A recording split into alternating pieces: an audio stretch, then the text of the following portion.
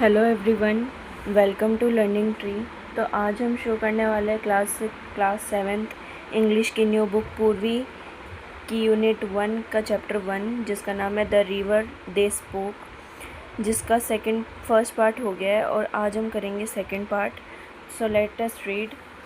Even little Ramu goes to school, said Janvi, pity the school is not by the sea, said the river. Then I could take you along, but I suppose I could not really. You have got your feet wet, and that would never do. I am afraid there was only one thing you can do. तो इसमें ये है even a little Ramu goes to school. Even जो रामू है, छोटा रामू, जब वो छोटा था, तब जानवी 5 साल की थी। जब जानवी 10 साल की हो गई, मतलब रामू भी 5 या उससे ज़्यादा साल का है, तो इवन वो भी स्कूल जाता है।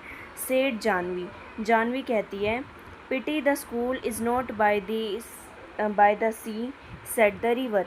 पिटी मतलब होता है दया करना। जब हमें किसी की परेशानी सुनते हैं, किसी पर हमें दया आती है, तब हम वह शब्द यूज़ करते हैं।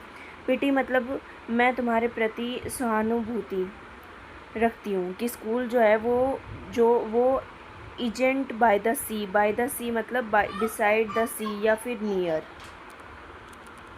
या फिर नेवर द सी, वो समुद्र के पास नहीं है। Then I could take you along, नहीं तो मैं तुम्हें साथ ले चलती। रिवर हम जानते हैं, वह जाकर कहाँ पर मिलेगी, समुद्र में मिलेगी। तब वो कहती है कि बड़ी दुख की बात है, मुझे दया है तुम्हारे ऊपर कि जो स्कूल है वो सी के साइड में नहीं है, समुद्र के पास नहीं है, नहीं तो मैं तुम्हें ले जाती, क्योंकि मैं तो समुद्र की तरफ जा रही हूँ। But I suppose I could not really, you have get your feet wet. I obviously कि मैं तुम्हें अपने साथ वहाँ नहीं ले जा सकती। You would never get your feet wet, क्योंकि तुम्हारे पैर क्या हो जाएंगे, गीले हो जाएंगे। क्योंकि नदी में पानी होता है, अगर नदी उसको अपने साथ लेकर जाएगी तो उसके पैर गीले हो जाएंगे।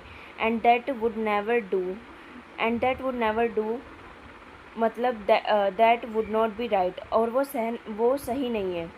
ठीक है। I am afraid there is only one thing you can do, मुझे डर है कि सिर्फ एक ही चीज़ कैन आई डू समथिंग, अब तुम कर सकते हो। तो रिवर कहते हैं, उसने कहा कि लिटिल रामू भी स्कूल जाता है।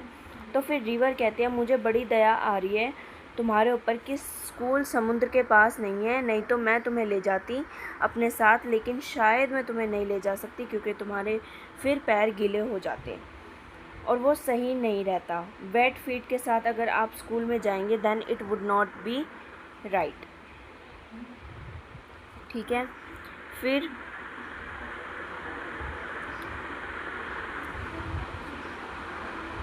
Well it up to you, said the Ramu, seems to me look little girls can do as much as little boys, they swim as fast as little boys. You just slip along one morning and sit there in a school and listen to what's going on, and maybe the teacher will let you stay. I could not, gasp Janvi. I could not, that scared me, they chase me out. तो इसमें यह है problem, तो वो भी मैं नहीं कर सकती थी। अब मुझे डर है कि सिर्फ there is only one thing जो तुम कर सकते हो, you can do, can I do something. तो वो जानवी पूछती है उससे कि जानवी कहते हैं कि क्या मैं कुछ कर सकती हूँ। Well it's up to you, well ये तुम्हारे ऊपर है, मतलब तुम पर है। सेड द रिवर कहती है, seems to be little girls can do as much as can little boys as much as little boys. मुझे तो ऐसा लगता है कि सीम्स टू मी मतलब मेरे हिसाब से तो जो लिटिल गर्ल्स छोटी लड़कियां होती हैं वो उतना ही कर सकती है जितना कि छोटे लड़के, मतलब वह इक्वल होते हैं दोनों। They swim as fast as little boys, वो छोटे लड़कों की तरह ही इक्वल होते हैं दोनों। दे स्विम, लड़कियां भी स्विम करती हैं उनके बराबर ही, वो तैर भी सकती हैं। You just slip along one morning me sleep along का मतलब यहाँ पर है कि कहीं पर क्वार्टली क्वाइटली, चुप, क्विकली और क्वाइटली जाना, चुपचाप जल्दी से कहीं पर चले जाना ताकि आपको कोई नोटिस ना कर पाए। स्लिप अलोंग मतलब बिना किसी के नोटिस हुए कोई आप पर ध्यान ना दे, इस तरह से कोई काम जल्दी से कर लेना। ओके, तो वो कहती हैं you just slip along one morning and sit there in the school. तुम क्या करो, चुपचाप एक दिन सुबह स्कूल में चले जाओ और वहाँ जाकर बैठ जाओ, ठीक है। And listen to what's going on, और सुनो कि वहाँ क्या चल रहा है, क्या हो रहा है। And may be the teacher would will let you stay, और शायद जो टीचर है वो तुम्हें वहाँ पर स्टे करने दे, तुम्हें वहाँ पर रुकने दे। रिवर क्या उसको सजेस्ट करती है कि जानवी को कि तुम सिर्फ एक ही चीज़ कर सकती हो। अभी जानवी कहती है क्या मैं सच में कुछ कर सकती हूँ, खैर ये तुम्हारे ऊपर है। तो वो बोलता है कि मुझे तो ऐसा लगता है कि गर्ल्स भी जो छोटी लड़कियाँ होती हैं और वो भी बिल्कुल लड़कों के बराबर ही चीज़ें कर सकती है, उनके जितना फास्ट ही जो वो स्विम कर सकते हैं, क्योंकि रिवर है उसमें गर्ल्स और बॉयज़ दोनों स्विम करते होंगे। उसने देखा होगा कि फास्ट ही वो स्विम कर सकती है, कि गर्ल्स भी बिल्कुल उतना ही फास्ट स्विम कर सकती है जितना कि बॉयज़। तो तुम एक दिन क्या करो, चुपचाप सुबह स्कूल चली जाओ और जाके बैठ जाओ और सुनो कि वहाँ पर क्या चल रहा है। तब हो सकता है टीचर तुम्हें वहाँ पर रुकने दे, स्कूल में बैठने दे। I could not guess Janvi, guess मतलब होता है जब आप तेज़ी से एकदम से सांस लेते हैं कोई भी कुछ चीज़ जो आप हैरान हुए हो या एकदम से डर गए हो, या कोई एकदम से कोई चीज़ हुई, पेन हुआ आपको उसकी वजह से, जब आप एकदम से सांस खींचते हो उसे कहते हैं गेस करना। तो वो एकदम से सांस खींचती है और कहती है आई कुड नॉट कि मैं नहीं कर सकती। दे वुड स्केयर मी, ठीक है, they would scare me, they have chase me out, मुझे वहाँ पर रुकने नहीं देंगे। जैसा उसने रिवर ने कहा कि टीचर हो सकता है तुम्हें वहाँ पर रुकने दे, तो वो कहती है नहीं, मैं यहाँ नहीं कर सकती, वो शायद मुझे डरा देंगे क्योंकि मैं 10 साल की हूँ और जाके छोटी क्लास में बैठूँगी, या फिर मुझे वहाँ से शायद भगा देंगे। The river laughed, you scared the river said, when you are not afraid of the green lizard, of the snake in the bamboo clump. Janvi startled, or the big trains rattling past the bridge.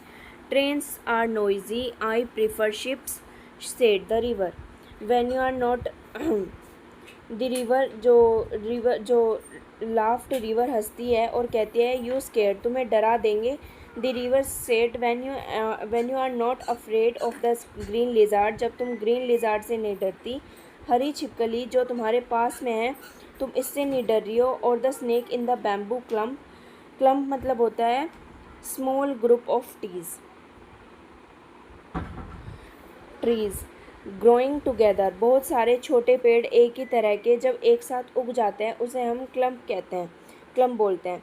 पेड़ों का झुंड जिसको कहते हैं। तो वो कहती है कि तुम ग्रीन लिजार्ड से नहीं डरती हो, यहाँ पर बैम्बू क्लम्प में जो स्नेक है तुम उससे नहीं डरती हो। जानवी स्टार्टल मतलब डर की वजह से एकदम चौंक जाना, तो जानवी चौंक जाती है, शायद उसको नहीं पता होगा कि वहाँ पर स्नेक भी है।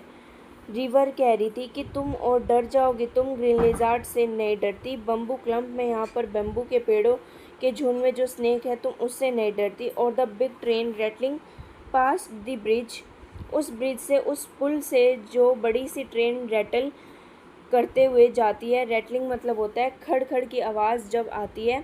Noise made by shaking things, चीज़ें जब शेक करती हैं उसकी वजह से जो खड़खड़ाने की आवाज़ आती है उसे हम कहते हैं रटलिंग साउंड। जैसे ट्रेन जब चलती है पटरी के ऊपर तो कई बार जो साउंड आती है उसे भी हम रैटलिंग साउंड कहते हैं। तो वह जब जो बड़ी ट्रेन जाती है ब्रिज के ऊपर से, जब उसकी रैटलिंग साउंड से तुम नहीं डरती हो। ट्रेस और noisy, I prefer ships said the river. फिर एकदम से वो टॉपिक बदलती है और कहती है कि ट्रेस तो बहुत नॉइज़ है, बहुत आवाज़ करती है ट्रेन चलते हुए, मैं तो शिप्स को प्रेफर करती हूँ, मुझे तो शिप्स अच्छे लगते हैं। What are the ships? She asked. Big boats, said the river, so big that they can take hundreds of people, and they said along the sea with lights that shine all night. Snake वो मुझे तो वो ships अच्छे लगते हैं, पानी के जहाज अच्छे लगते हैं। Janvi never knew the snake lived in the bamboo clump